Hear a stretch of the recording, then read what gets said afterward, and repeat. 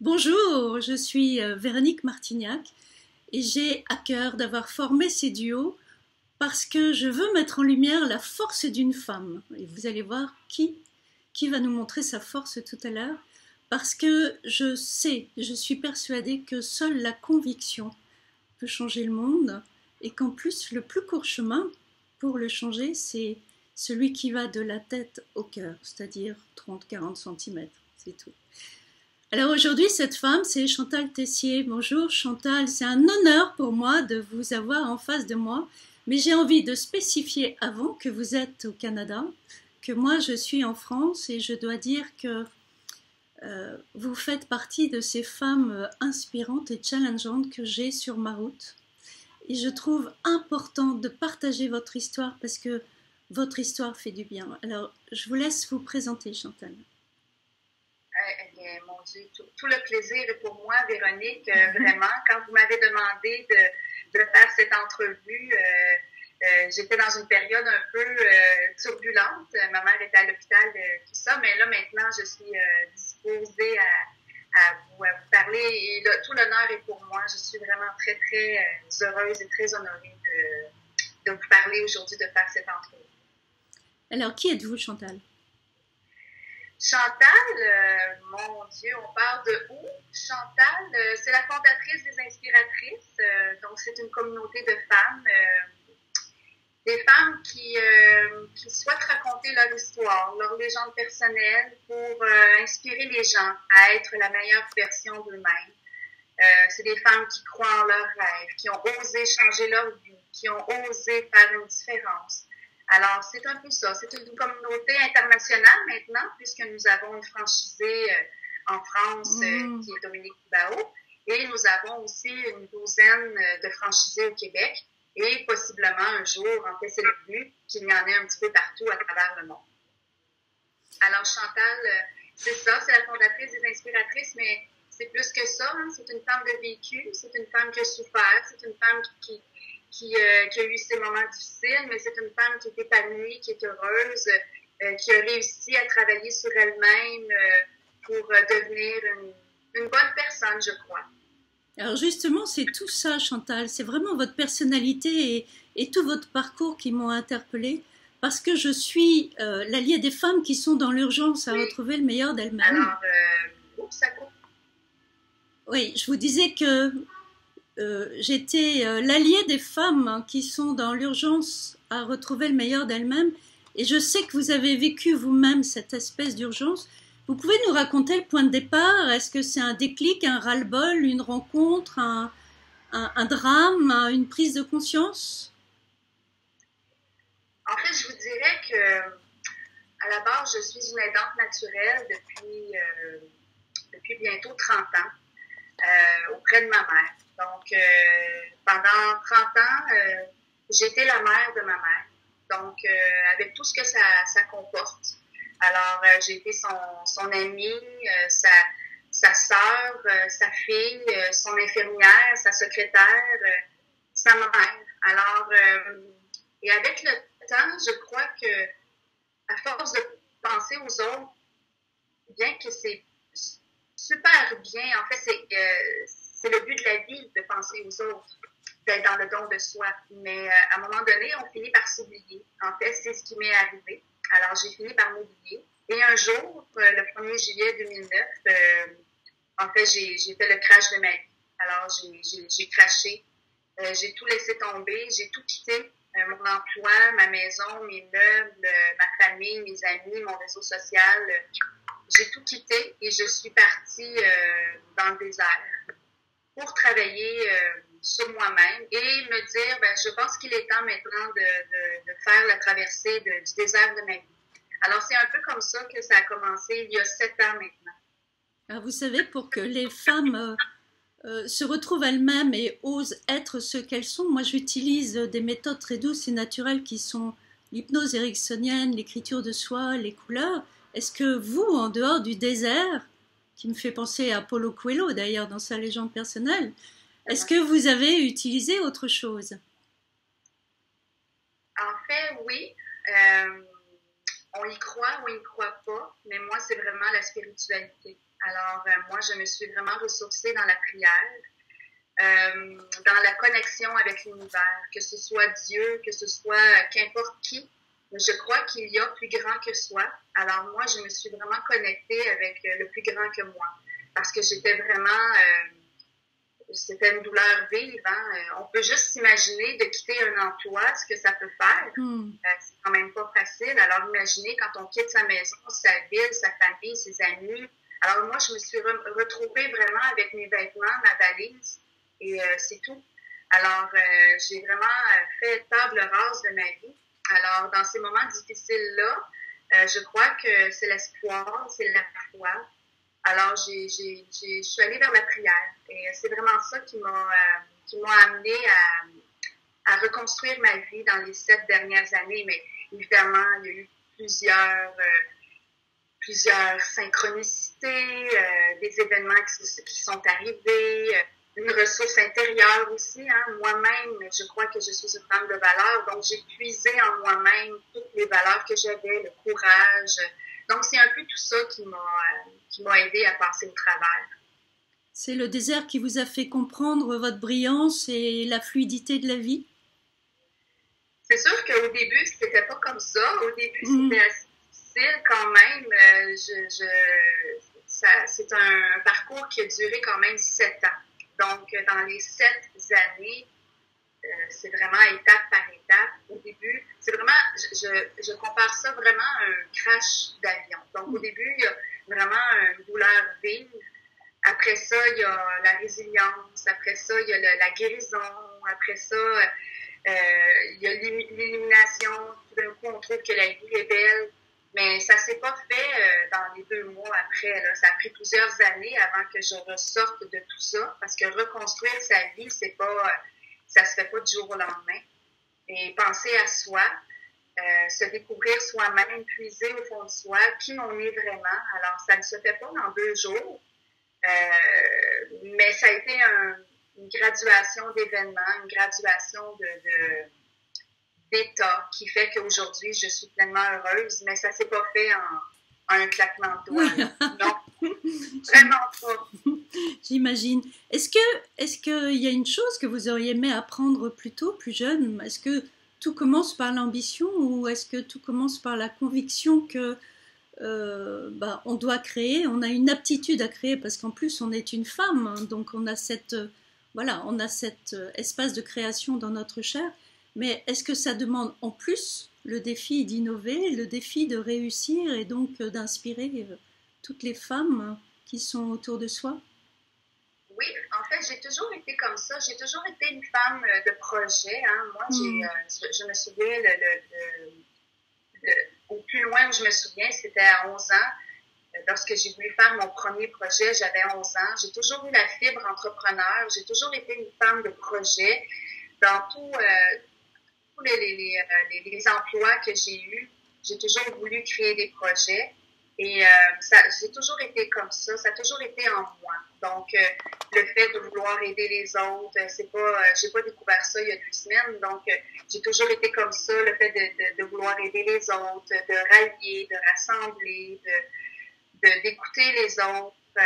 Alors, j'ai porté ça en moi et je crois qu'à travers les inspiratrices, j'ai trouvé exactement ce qu'il fallait pour que je puisse m'épanouir au maximum à mon plein potentiel et aussi les femmes qui sont autour de moi, les franchisées qui portent aussi ce projet-là et toutes les femmes inspiratrices de la Terre, dans le fond. Chaque personne est inspirante, chaque personne a une histoire, a quelque chose qui peut aider les autres, ne serait-ce que par un mot, par un événement, une situation. Alors, c'est ça que j'ai envie de faire découvrir. Les inspiratrices, c'est les inspiratrices. Donc, c'est tout le monde, dans le fond. C'est pas moi, c'est tout le monde. Alors, pour moi, c'est important qu'il y ait cette co-création-là. Alors justement, puisque votre rayonnement est international, et j'en suis quand même une des preuves, puisque je vous suis de loin et de France, est-ce qu'il est difficile et fragile de fabriquer cet équilibre entre vie perso et pro, mais surtout, est-ce que vous vivez et vous ressentez encore des préjugés par rapport à cette femme créatrice, cette femme ambitieuse et a fortiori réussissant sa vie professionnelle et personnelle. Oui. Ça existe Oui. encore. Oui, je vous dirais que c'est quelque chose qui a toujours été en moi, dans le sens que j'ai toujours dérangé. Même quand j'étais plus jeune, j'ai toujours dérangé par mes projets, par ma drive, comme on appelle en bon québécois, ou dans le sens mon dynamisme. Alors, j'ai toujours dérangé un peu comme ça et je sens aujourd'hui aussi que pour une femme, pour un homme, peut-être que c'est plus facile, je sais pas, je suis pas un homme, mais pour une femme qui a de la détermination, qui fonce, qui ouvre les portes, des fois c'est perçu comme quelque chose de bien, mais parfois c'est perçu comme quelque chose d'un peu, peut-être, je sais pas comment expliquer, mais c'est un peu péjoratif. Les gens n'aiment pas nécessairement ça. Mais moi, je suis faite comme ça, alors je ne peux pas changer. Je suis ainsi faite. Alors, j'essaie évidemment de calmer tout ça. Je sais maintenant, avant, j'étais beaucoup plus fonceuse, beaucoup plus... des fois, j'y allais pas toujours dans la dentelle, mais maintenant, j'essaie d'équilibrer tout ça. J'essaie d'y aller étape par étape, de pas trop foncer, d'y aller un petit peu avec l'équilibre. Mais je pense que ça, c'est la vie qui nous apprend ça. Hein. Quand on est jeune, on veut toujours tout déranger, ouvrir les portes, foncer, mais je pense qu'avec le temps, on finit par trouver un petit peu sa zone d'équilibre. Et si ce mot de déranger, on le remplaçait par innover, justement, parce que je pense que vous êtes ça, vous êtes une innovante. Est-ce que vous pouvez me dire comment vous avez fait pour aiguiser ce leadership d'influence que vous avez? Est-ce qu'il y a une méthode pour aiguiser un leadership au féminin? En fait, je pense que c'est d'acquérir la confiance en soi. Je pense que il ne faut pas nécessairement y aller avec de gros projets tout de suite. Je pense qu'il faut aller avec les projets à la hauteur de ce qu'on est capable de réaliser. Donc, si pour moi, parler en public, c'est quelque chose qui est difficile pour moi, où je me sens vraiment insécure, alors peut-être commencer comme ça. Commencer étape par étape. Alors, à chaque fois qu'on arrive à une étape et qu'on a réussi, alors là, on est content, on est fier, et là, on peut passer à la deuxième étape, et à la troisième, et à la quatrième. Je vous dirais que moi, quand j'étais plus jeune, j'avais vraiment la confiance en moi moins 1000. Moi, j'étais vraiment zéro confiance en moi, et même plus bas que zéro. Et c'est avec le temps, c'est une petite victoire à la fois. Ah, j'ai réussi à faire ça. Alors, j'étais contente. Alors, j'y allais un petit peu plus haut, un petit peu plus haut. Donc, le but, c'est vraiment d'y aller un petit peu plus haut, toujours un petit peu à la fois. Et finalement, on se rend compte, plus tard, qu'on a réussi à faire des grandes choses, mais des grandes choses pour soi, ne serait-ce que de faire une conférence devant 200 personnes, ne serait-ce que d'écrire un livre, ne serait-ce alors, tout dépend des défis que l'on a. Je crois qu'il faut y aller un petit peu à la fois. Et à un moment donné, après 1 an, 2 ans, 5 ans, on se rend compte qu'on en a fait du chemin et que en fait, c'est la beauté de la vie, là. C'est d'évoluer dans le fond, hein. Alors justement, cette aptitude à développer pour devenir une inspiratrice, c'est quoi? C'est à la fois la conscience de soi, à la fois sortir de cette zone de confort, rassembler une communauté de femmes, c'est quoi? C'est tout ça en même temps? Oui, c'est tout ça en même temps. Je vous dirais que comme je disais tantôt, chaque personne est inspirante. Oui. Alors, nous portons chacun en nous un vécu, une histoire, un message. Et je crois que la journée où on décide de se faire assez confiance pour la partager, alors c'est là qu'on change les choses. Alors, dans le fond, chaque personne est inspirante. Alors, être une inspiratrice, c'est vraiment de mieux se connaître et de dire, ben moi, qu'est-ce que je peux apporter au monde au monde avec un grand M majuscule, et c'est de se faire confiance et de, qu'importe la façon, ça peut être par les arts, ça peut être par l'écriture, ça peut être par la communication, mais de l'exprimer et de le partager avec les gens. Parce que quelque part, il y a sûrement quelqu'un à quelque part que vous allez, qui va vous écouter et que tout d'un coup, par un mot, par une phrase, va illuminer, va dire waouh, c'est vrai, et vous allez aider les gens. Ne serait-ce qu'une seule personne ou 10 personnes, bien, ça serait toujours bien ça. Alors, je pense que le fait de partager, de co-créer, aussi de rassembler, je crois que c'est comme ça qu'on finit par changer les choses. C'est pas en restant à la maison. Mais ceux qui le font, c'est correct. Chacun son cheminement, mais plus on partage, plus c'est là que je pense que l'humain est à son meilleur.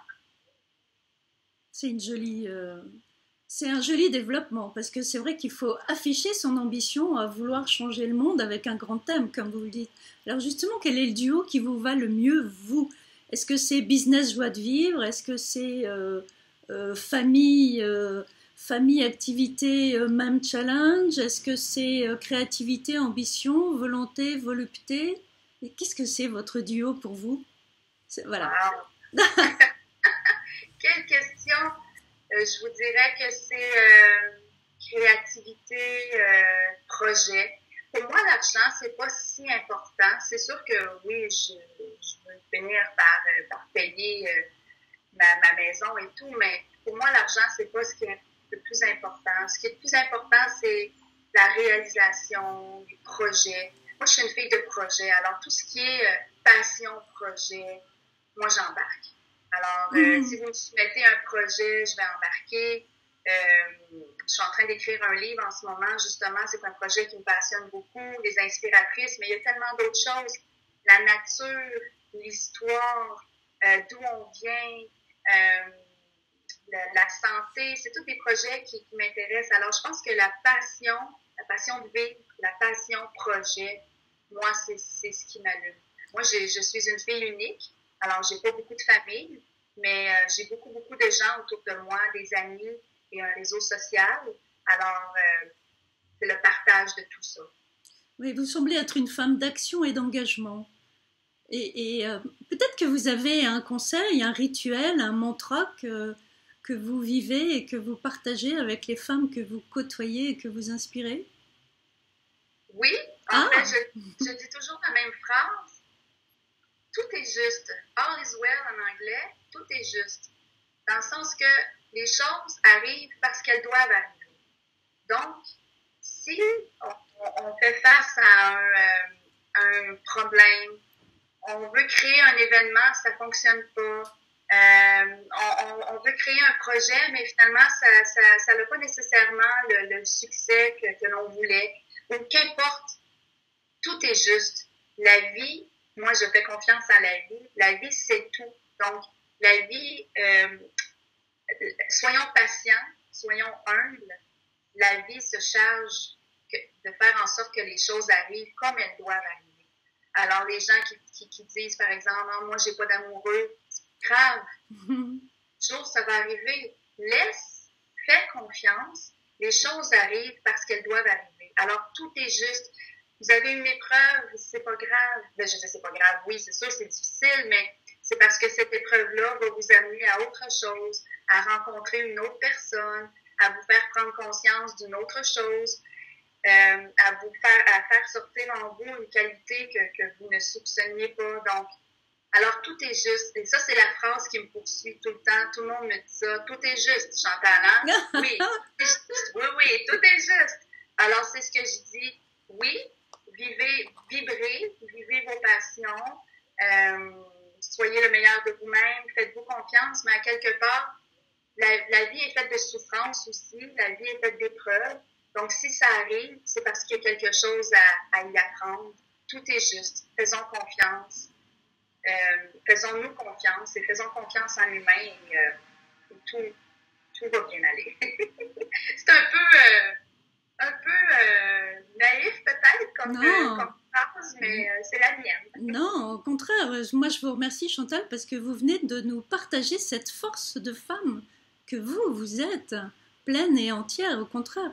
Moi, votre histoire est forcément une source d'inspiration pour toutes les femmes, ben, probablement pour des hommes aussi, après tout, Oui, pour les aider à, voilà, à propulser leur ambition, pour les aider à vivre complètement leur connexion, leur inspiration et faire partie intégrante de ce projet de vie qui nous mène vers notre légende personnelle tous.